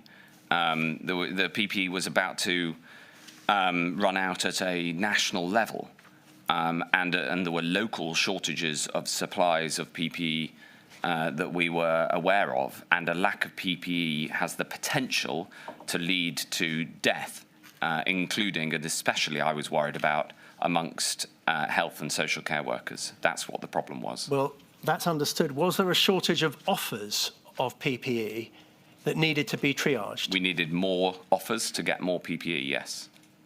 Let's turn to INQ 000536-362, please. It's paragraphs 31 and 32. It's from the evidence of Sir Gareth Williams. Starts at around this time. There was pressure from the then Secretary of State for Health and Social Care and from Number 10 for a call to arms in relation to PPE. This was initially planned for the 20th of March, but then postponed to the 23rd of March, and then presumably it was postponed further until April. Is that right? I don't recall. I haven't seen this evidence. Do you know the reason for it being postponed? Well, all I can tell you is here it says that Gareth understandably, wanted a mailbox and a response team in place. Yes, that's his paragraph 32. Right. It says, my office replied, he sets out various different things using a web form. He says it was necessary to avoid a situation again where people are sending emails all over the place. Absolutely. The request should specifically request details of specification, country of origin, and so on. And he says this towards the end of that bullet point. If it's anything like the response to ventilators, you will be inundated with offers, possibly even more, given some of the items are less technical than others. Yes. Yeah, and that is, in fact, what happened, isn't it? We were inundated with offers, yes. I know you followed some of this module today. Did you follow Sir Gareth's evidence? I've seen a summary of it. All right. But I also recall talking to Gareth ahead of this, which was probably in that period, from between the 20th and the 30th of March, about how best to do this. Let's just turn up that evidence in case you've not seen it, and for the benefit of others. It's PHT 0000150, page 50, where Sir Gareth is asked about the call to arms. But looking back, the call to arms was a mistake, wasn't it? It was counterproductive, to which Sir Gareth says, I can understand why it was needed, why politicians felt it needed to happen, but it had some very, very serious ripple, well, more than ripple. It caused huge problems, and a lot of the problems that the inquiry is rightly looking into, I think, flow as much from that as they did from our lack of stock to start with.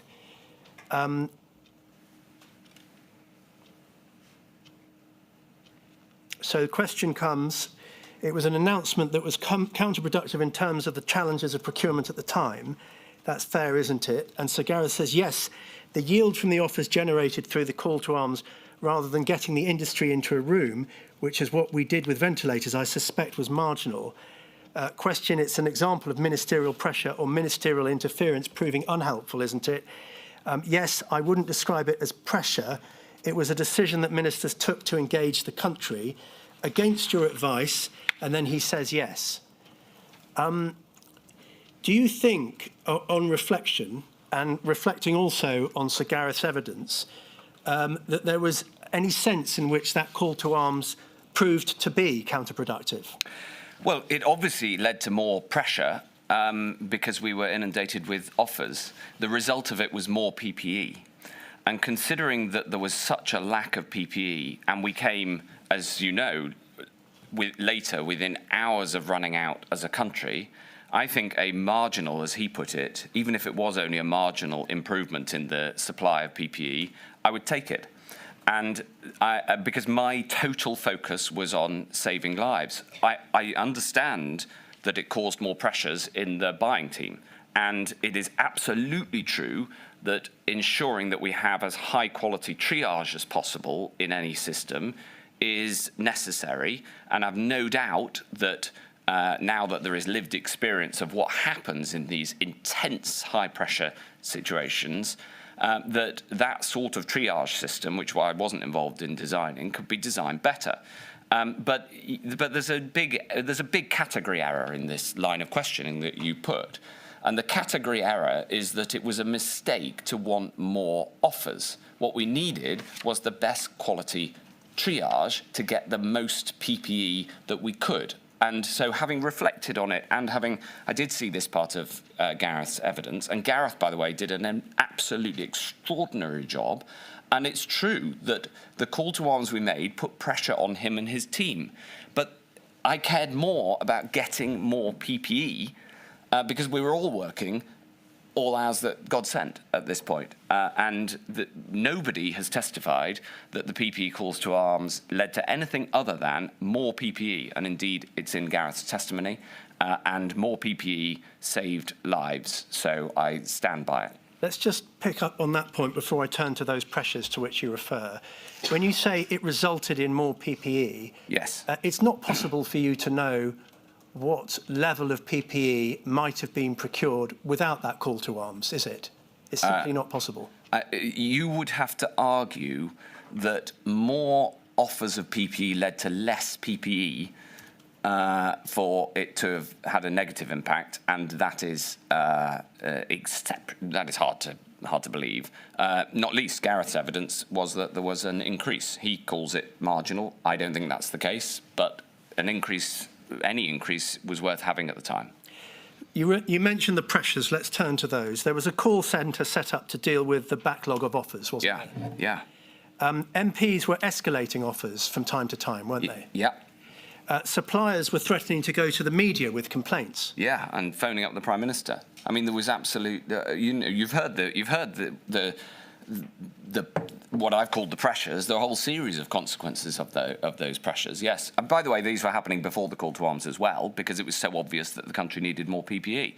You know, I had the head of the Royal College of Nursing, somebody who previously had owned a pub in my village, the editor of the Daily Mail, Martin Lewis from Money Saving Expert. I had all these people contacting me saying, we've got kit, can we help? That's what happened.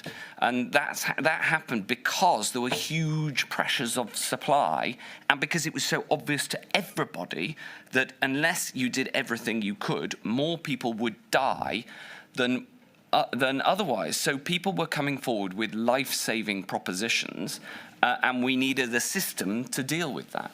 And my job, total focus across all of the different parts of my portfolio, was to save as many lives as possible, right? That was my total focus.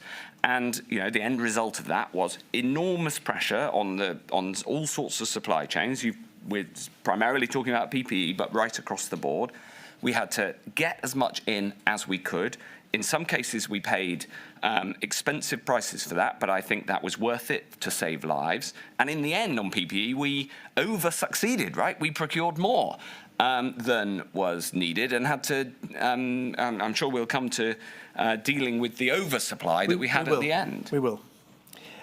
Lord Bethell, to whom you referred and from whom we've heard evidence earlier today, says in his evidence that the teams dealing with the main route for referral via the portal were indeed swamped by unsuitable offers. You wouldn't disagree with that? Of course, there were huge amounts of offers. Also, I'll say this. We knew when we went into this that some of the offers would be inappropriate or indeed fraudulent. And you'll have seen it, because I'm sure you've read all of the paperwork. There are references that were made within the meetings to ensure that we dealt with those sorts of proposals that were unhelpful, as well as obviously the proposals that were brought forward that were helpful. But the normal PPE supply chain was totally inadequate to the task that was needed. And the consequence, these were life and death consequences of whether we got more PPE or less. And Nigel Boardman's review, with which I'm sure you're familiar, are you? I contributed, I was interviewed for the review, but I wasn't particularly close to it. Concluded that a number of organisations and individuals who were well-meaning but lacking the necessary competence responded to this call to arms and made the task of identifying the best likely sources of PPE more difficult to identify. Yes, of course that's true, and some people came forward with fraudulent propositions, but the overall result was more PPE, and my job was to get as much PPE as possible. So let's step away from that for a moment and just reflect on how the exercise might have been done better. Okay. I think you touched on that a few moments ago. Well, let me pose that initially as a completely open question. Okay. Yeah. So I'm, off the top of my head, but having reflected on this obviously over the years, the number one thing is that the industry and the suppliers who are already incumbents need to be properly and fully engaged as aggressively as possible. Okay, they are likely to be the core of the response. Secondly, bringing other suppliers who are already supplying those materials into your supply chain is absolutely vital. Third, trying to encourage others with the capability to pivot to very specific demands with clear specifications is absolutely vital. Fourth, you do need to leave open the proposition for creative proposals and creative solutions, especially from credible players. Layer on top of that the fact that very large proportion of PPE was bought internationally, and this was part of a lack of resilience as a country that was there before the pandemic, and still is there to a lesser degree now. You needed the international element of this. So, for instance, one of the things we did early in this stage was we pivoted much of the action of the civil servants, Foreign Office civil servants who worked on the ground in China to helping to procure PPE. Then you need a triage system, and you do need to triage for two different things. You need to triage for initial assessment, and you need to triage for chasing. And you need a process that those who are approached, whether they chose to be or not, can put a proposal so that it can be adequately purchased. All of this needs to be done whilst removing the standard rules that slow down this process enormously, which are necessary and proper in normal times, but are not adequate in these times. That's both the extremely rigorous checks, for instance, on background of suppliers, on the details of the shipments, and also on the price point, because the UK government has a standard procedure to go for a low price point, but when the price is moving up, that just means that we couldn't buy PPE easily because of those standard rules until the Treasury rightly suspended them for this period. So you've got this global demand, which is extraordinary. We've heard testimony of shipments being taken off being bought from us whilst they were being loaded into planes to come over to the UK. You have political involvement in every country around the world. The idea that this could just be done independently of ministers is not only wrong and unconstitutional for domestic reasons, but it was totally impractical. So there was one example where we were desperately tight about to run out of one particular item. I think it was gowns, I can't quite remember, at a national level. We got a supply from Turkey. Unfortunately, the fact that supply was coming got into the public domain, and understandably in Turkey there was a public outcry, why are we shipping off our PPE? And that supply was stopped on the tarmac when we'd sent the RAF out to pick it up. So all the questions that I've heard and the questions that I've responded to both at the inquiry and many times before, including in some of the court cases around this, far too often completely fail to understand the sheer scale of the challenge and the pressure. And so you have to put yourself in the mindset of what actually is going on at that time, including the real world pressures. And these aren't political presentational pressures. This is people dying, in order to then design a system that procures as quickly as possible. And Paul Dighton did an amazing job at getting that straightened out as things calmed down over the summer. But the one other thing I'd say, and this pertains to your questioning and this inquiry, is that you also have to protect the people who are making decisions at great speed, because some of the integrity of civil servants who gave their all in that time has been impugned since, and I fear that it will be harder to procure PPE in the future because people will look at the treatment that some of the people involved have received, including some of the sort of undertones of some of the questioning, and think, I'll just run a mile in future. Whereas instead, what actually happened in the pandemic is people leaned in, and that's what you need in a crisis of this scale. Mr. Hancock, you've given a very long answer, but it's my fault because I asked an open question. Yes, feel free. But there are, I'm sure, helpful parts to it. I just want to ask you about some of it. Yeah, in summary, you would advocate for, you would recommend a more focused approach to procurement, but allowing for that pivot aspect, i.e. to the possibility of suppliers that were not conventionally manufacturing, say, PPE, but could do so. And creative potential solutions that you haven't thought of as well. Yes. Yes. So far as the protection of those so to speak, on the factory floor, those toiling hard to buy the kit. to buy the kit, who Yeah. are procuring Yeah. long hours. Yeah. You refer to possible adverse effects of the inquiry or the media in terms of those individuals. I want to ask you about the protection of those individuals within this process at the time. Absolutely, that's important too, yeah. Now, you say that there should be triage for assessment and for chasing. Yes. Should they be separated? Well, they necessarily have to be connected because you need to know. So the precise details of the design of it, we could work out in slower time, but it is necessary to have both, and there needs to be a connection between the two of them. For instance, I've heard the chair ask previous witnesses, would you go for this traffic light system? Well, a traffic light system is a high priority, medium priority, and low priority triage. We, in the end, had a high priority and everything else triage. There isn't much difference between the two. What you need to do is design a system that has triage and allows for interrogation of where things are up to.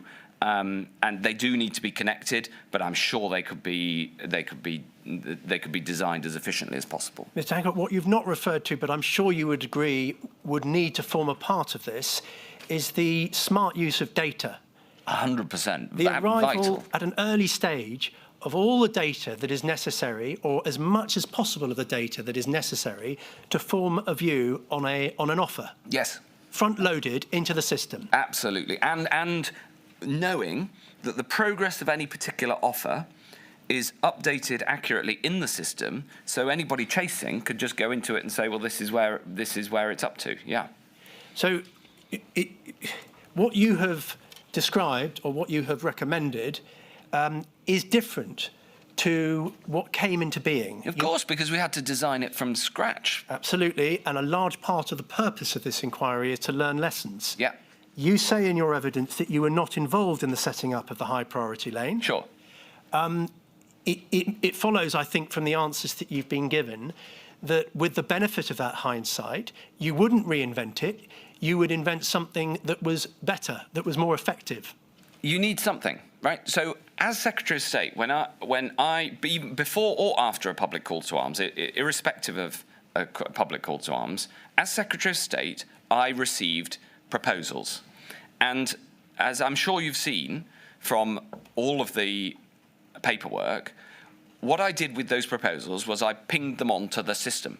In the first instance, I sent almost all of them to Jonathan Marin. In some cases, I would send them to private office or Lord Bethell, particularly if somebody was being particularly difficult, to be honest. But if it was a plain vanilla offer, I'd send it to Jonathan Marin, and then when I heard about the setting up of the high priority lane, I would ping it onto the high priority lane.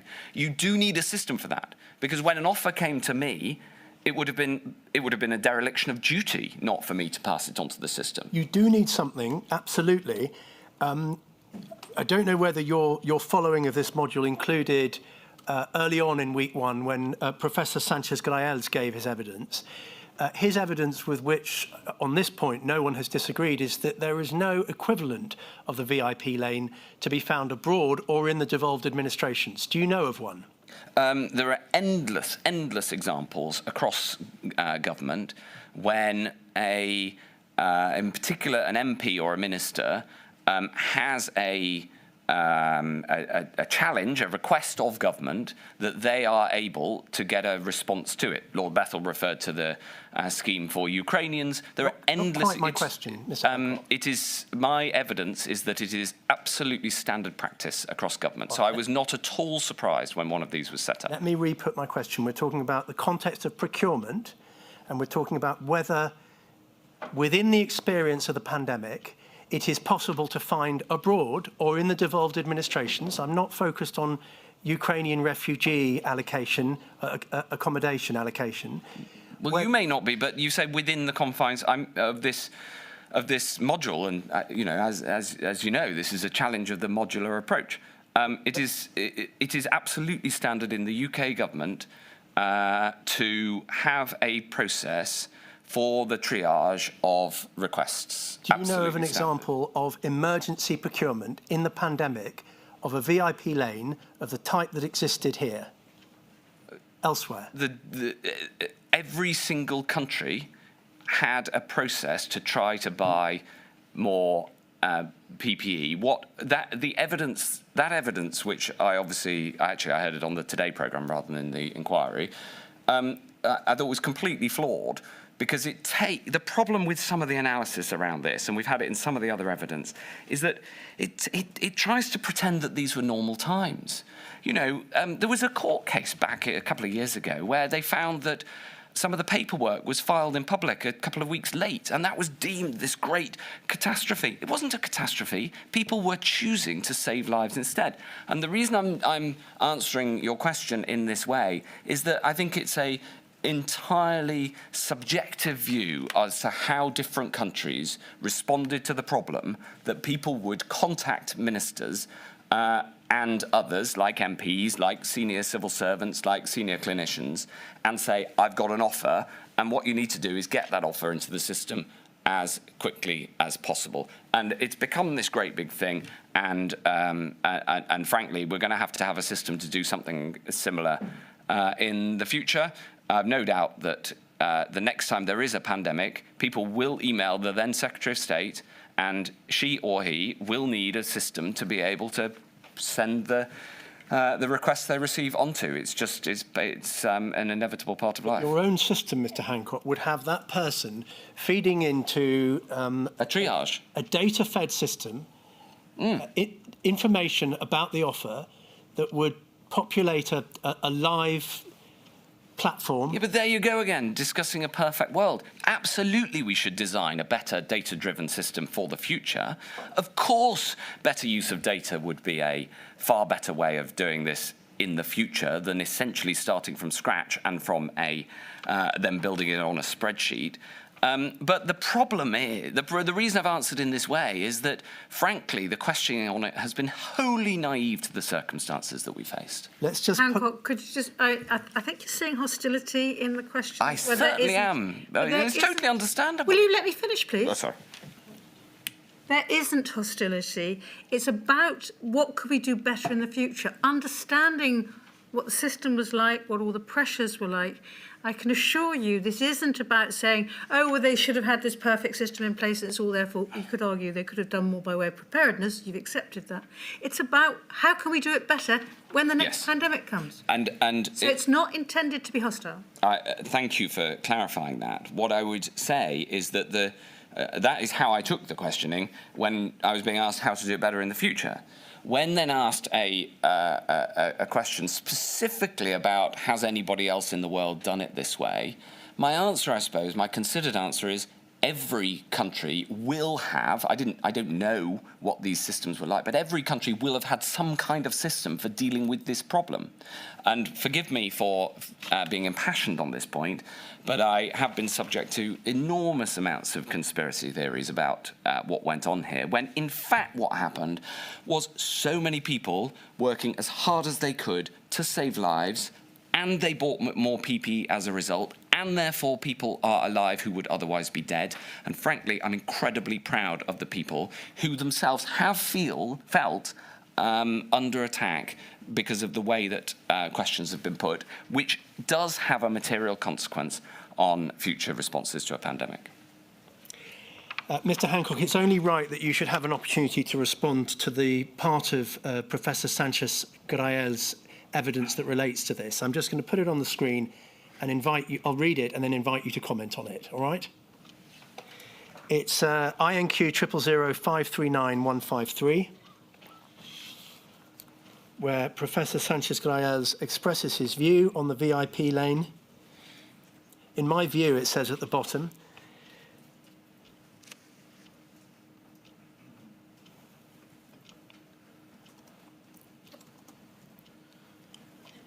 it says no. It says turn it off and turn it on again. That's a new one. Was it? Just read it out. Oh, OK, I'll just read it out. In my view, the VIP lane also fell short of several applicable requirements and is problematic from a broader perspective. The reasons for its creation are unpersuasive, as there were alternative measures that could have been put in place without creating preferential treatment at triage stage. There was no consideration given to the risk of de facto differential treatment that the pressure stemming from regular requests for updates and the labelling of offers as VIP could have, or potential confusion as to what VIP signalled. There was no consideration of the fact that a referral by ministers, MPs or senior officials was not a justification for preferential treatment. Do you wish to comment on that paragraph? Well, at one level, I of course agree that a reference of from who an offer was triaged through doesn't impact automatically the likelihood of that being worth pursuing, but it does have some informational value. And what I would say about that particular paragraph that you read out is that it is wholly naive as to the circumstances that we face. And I believe that Mr. Gove gave some pithy evidence as to his view of this particular bit of evidence in the inquiry, with which I wholly concur. Certainly he did comment on Professor Sanchez-Grael's. But the point about naivety is really, really important, okay? It's fine having academics write papers about this stuff. And some of the academic analysis of how you could do better in a future pandemic is really, really valuable. But it can only have any value at all if you understand what it was like. You know, you weren't there. This professor wasn't there. But you've got to understand what it was like. And that's why I'm trying to get this over. The pressure to save lives is intense, but so is the reality that high-quality offers will come through and be sent through to senior decision makers. And you have to have a process for dealing with that. I didn't design this process. I've no reason to defend it, but I do care that this is done well in future. And I didn't care if an offer came through me and somebody had to go back and say, I'm terribly sorry, we're not taking this one up. I didn't care either. And there's loads of paperwork of me just saying, well, please go and tell them appropriately, right? What I cared about was getting PPE. And I worry, and the reason I keep repeating this point, this emphasis, I worry that well-meaning but naive people are going to get this wrong for the future and leave more bureaucracy in a future emergency procurement than is relevant at the time. And then the Secretary of State at the time will set that aside and we'll end up having to invent something from scratch. If we're going to invent something now, let's invent something that is going to actually work when the proverbial hits the moving object. Mr. Hancock, you also care about the protection of those involved in emergency procurement. Absolutely. Yeah. And one of those individuals was Chris Hall. Yes. Yeah. And we know from his evidence, perhaps we could have it on the screen. My screen seems to have come back to life. Is yours functioning, yes. Mr. Hancock? Great. INQ 000536369. He is, in this part of his witness evidence, talking about complaints about particular offers that have been made, delays in the system. Yeah. He says ultimately 624. Yeah.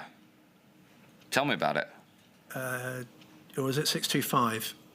Ultimately, many of these complaints would be referred back to the HPL mailbox by the official or minister who had received the complaint. This simply added to our existing workload and required time to investigate and to explain to hard-pressed ministers who had in fact happened, what had in fact happened and why the offer had not proceeded further. Now, if we can move from there, thank you for that, to INQ 000527557 and page 2.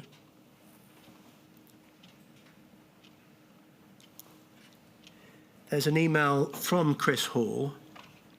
And then if we go up to the top of this, Alan Nixon says, thanks, Chris. Mammoth effort from you, your newly established team, and I really appreciate the note setting this out. We'll keep trying to insulate you and your team from things like this, unless absolutely necessary. Problem was, this one came direct from Matt, who I assume is yourself. Yeah, Hancock. that would have been me, yeah. And he'd asked for an answer on it. I've spoken to him and he's happy, Yeah. as is the MP. Yeah. So it's an illustration not just of the pressure or the increased pressure that is brought to bear on those and we touched on this earlier at the end of your quite lengthy answer, Mr. Hancock, how to protect those individuals who are working hard and long hours to achieve what they needed to. Yeah. This is an example of where you yourself are contributing to that additional pressure. Is there any way out of that? There needs to be a system that takes this into account. Please zoom out. Yeah, you want to see above that? Because I want to see Chris's response. Yeah, all good, and we really appreciate the support we're getting from Matt and the political team, right? Yeah. So absolutely, I would refrain from putting this kind of pressure on unless there was a good reason to do it. For instance, if the particular chasing came from somebody who we were also in discussions or negotiation with on some other matter, then it would have a material consequence. So you've got to have a system that takes this into account. And this is why I disagree with this assessment that such a system didn't exist anywhere else in the world.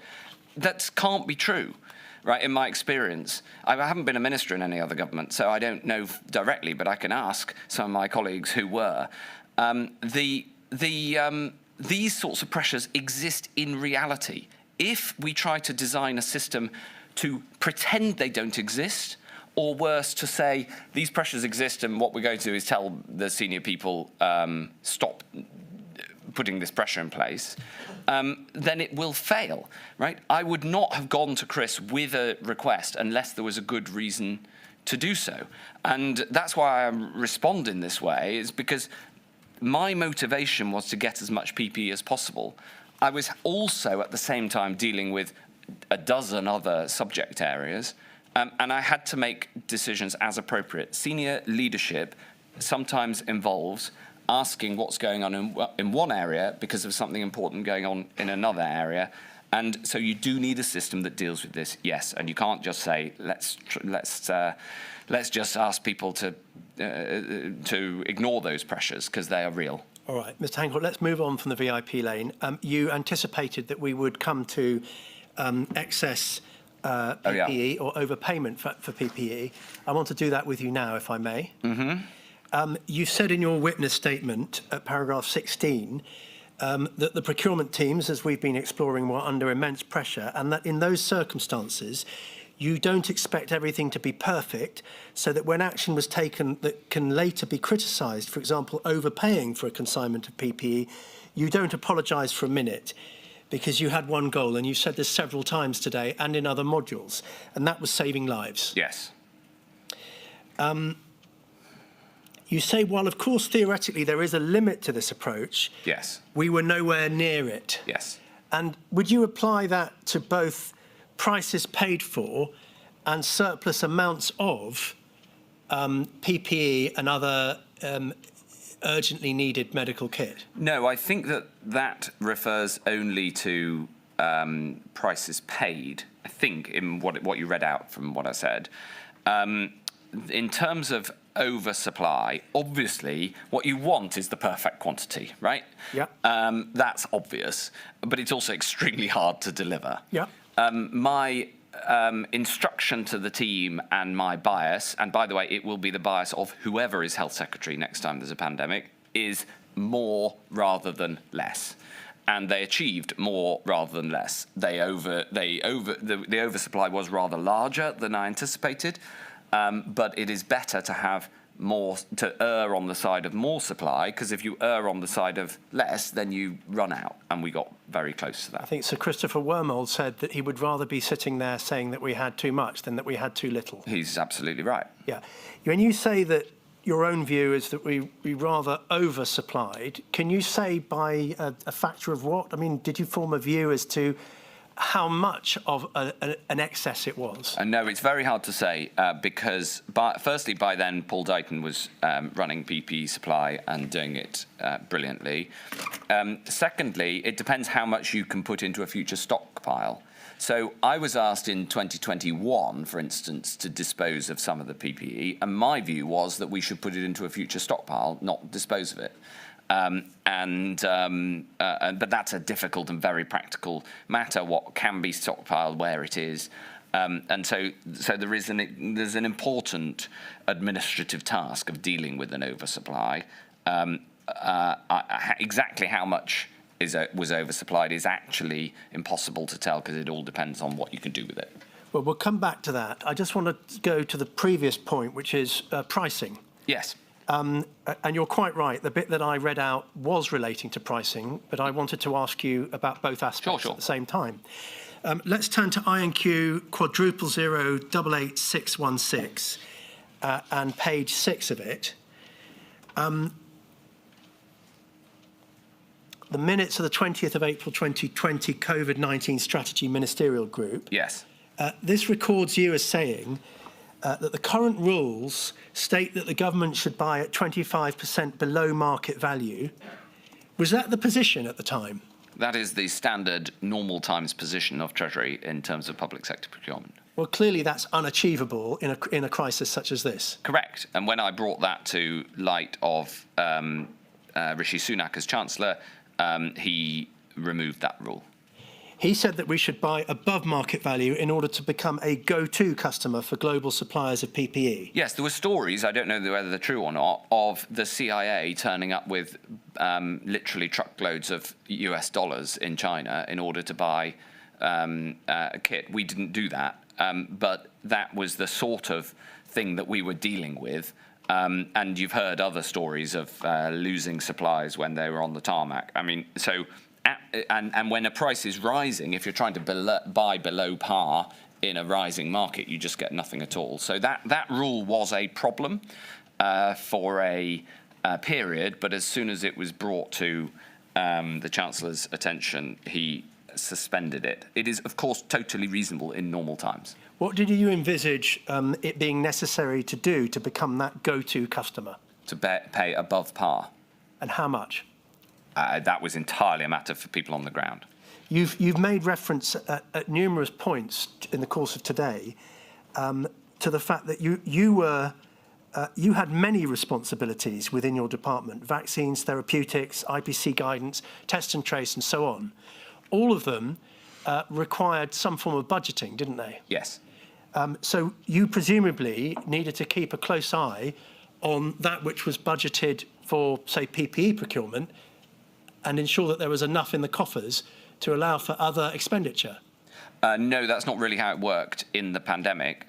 Because of the extraordinary circumstance, as a department, we were able to draw down on the Treasury Reserve, and indeed the Treasury issued a huge amount of debt in order to pay for these costs. So that the management of that was, obviously I cared about how much money we were spending, but I thought that was second order to stopping the pandemic and keeping people alive. I essentially delegated the day-to-day management of that challenge to David Williams, who, of course, engaged with civil servants in the Treasury. And frankly, the system they put together was exceptional, and they are exemplary in their service. I only got involved when something then needed to be escalated to ministerial level in Treasury. We'll come on to the relationship between DHSC and Treasury in a moment, and we've heard some evidence that relates to that. Steve Barclay appeared earlier in this module. Yeah. But I just want to ask you this point. In a minute of a meeting of the 21st of April, so the following day, you indicated that the government needed to take a dynamic approach to pricing and be willing to take on extra risk. Yeah. What did you have in mind there by extra risk? Oh, to be able to pay above par market value. So my attitude, I basically took a risk-on attitude to many areas in the pandemic because of the scale of death that we were facing. I took a risk-on attitude to legal risk. I took a risk-on attitude to making decisions that may not have had the formal minute. I referred somewhat grumpily to your reference of the first formal advice I had in early March on PPE procurement. That's because we weren't doing formal advice at this point. We were getting on and buying stuff. So I took the risk-on attitude here was to be prepared to pay above market value, which normally I would have been pretty aghast at. I was the Minister for Efficiency before I was the Minister responding to COVID, and so I found it quite uncomfortable, but it was necessary to save lives. It wasn't the risk of over-procuring. At this point, I was not worried about the risk of over-procuring because we were desperately short. That became I think the question's referring to about April, May 2020. The risk of over-procuring hove into view later. Okay. Let's just pick up on this point that we, as I said, we heard evidence from Steve Barclay. Yeah. He, along with Lord Agnew, who did become a Minister for Efficiency and he had various other roles, As well, yeah. expressed a degree of frustration at the sums that were being asked of the Treasury at very short notice. Yeah. In fact, Mr. Barclay invited the inquiry to seek evidence from DHSC as to why such little notice was given. Yeah. I think both of those witnesses felt that by the time they'd received the request, given the short timeline, it wasn't possible to apply Normal levels of scrutiny. Normal or even any meaningful level of scrutiny. Lord Agnew refers to a particular request for 1.25 billion with a turnover time of 24 hours. Right. So can you comment, can you help the inquiry as to why the deadlines imposed, even for sums as large as that, were so short? Because we were in a desperate situation with, you know, this. If you're referring to something, I think in about May 2020, there were just under 1,000 people a day dying, and we had no idea how long the pandemic would go on for, and there was a high degree of scepticism as to whether a vaccine would be successful. So sometimes actions needed to be taken very quickly. As I say, I understand those frustrations. They're natural frustrations for a Chief Secretary to the Treasury and a Minister for Government Efficiency in the circumstances. I wouldn't have been close particularly to the individual procurements or spend because I wasn't close to any contracting other than on vaccines. And really David Williams was the person I turned to for those questions. They were, as you say, exceptional circumstances. The normal rules, regulations, norms did not apply as between DHSC and the Treasury. Rightly so. You say that you told Sir Chris Wormold that we deal with any legal headaches later and the primary goal above all else was to save lives. And that's a phrase I think you use. Let's just turn up the document, INQ 000550. Paragraphs 10 and 11 of your statement, I think. There you go. Pages 10 and 11, I beg your pardon, it's para 48. Yes, what did you have in mind there, the legal headaches? Oh, for instance, if the statutory declarations is a good example. You know, there are a whole series of. As Secretary of State, you inhabit a world constrained by a statutory and common law framework, which is entirely right and understandable. In normal times, working through that can be frustrating, but is proper. And there are some ministers who rail against it more fulsomely and publicly than I do. I actually think that working within the rule of law to get stuff done that is basically the job of leadership as a Secretary of State. And if you really don't like the law, then you have to seek permission to change it, and that takes time and brings in further constraints. That is how you operate. That is the statecraft of being a cabinet minister. When you have a calamity of this scale facing you, when you realise that you are going to be the Secretary of State facing the first global pandemic in 100 years. And when you know that the death toll, if you don't act and lead, is going to be in the hundreds of thousands. The estimate in January was 800,000 people dead. Then you are prepared to lean into that and deal with, as it says, legal headaches later. What mattered was appropriate action to save lives, and that is what we did. I'm just trying to focus on my question. You said statutory Declarations, yeah. So I mean, I'm referring to the court case I mentioned earlier. contract award notices. Contract award notices, is that what they're This called? is the notices of what the procurement awards that have been made. And we're a couple of weeks late with some, and there was then a case about it, and the whole thing was ludicrous. Yes, indeed. And you had that. Well, I'm not sure that it was ludicrous, but I understand what you're That's my evidence. you're referring to. Yeah. That's what you had in mind, is it? Or, Yes. Or anything like that? That sort of thing, yes. All right. I can give you another example. We had to change the law with the Coronavirus Act in order to remove a whole series of restrictions that made it difficult to act quickly. So that's another. Yeah. In that case, we changed the law. Lady, I see the time. I'm very close to the end of this topic. I'm in your hands. Yes, I think we'll break now, and I'm issuing a warning to all advocates. The inquiry has given an undertaking to the last witness of the day that he can catch a flight back to Northern Ireland. He will get that flight if I have anything to do with it. That means that all advocates are going to have to think about restricting their questioning, and we will finish Mr Hancock before the afternoon break, and we will finish evidence today at the very latest by 4:30. Thank you. Bye.